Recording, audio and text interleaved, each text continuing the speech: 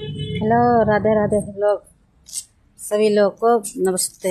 देखो हमने पिसनो बना हुआ है और सोखन हमने यहाँ डाल दो छती पर। और यहाँ तो छती पर बैठे बहुत कबूतर आई जाते हैं, तब हमने ऐसे वीडियो बना के डाल दे। ठीक, हाँ देखो सब देखो टैंकर दिखाई रहे हैं। यहाँ छती पर आए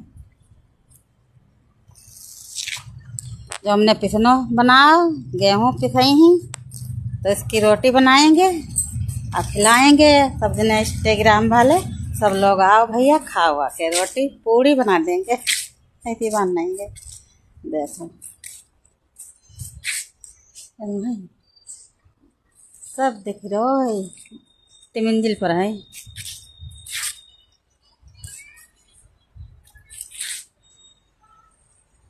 बाय।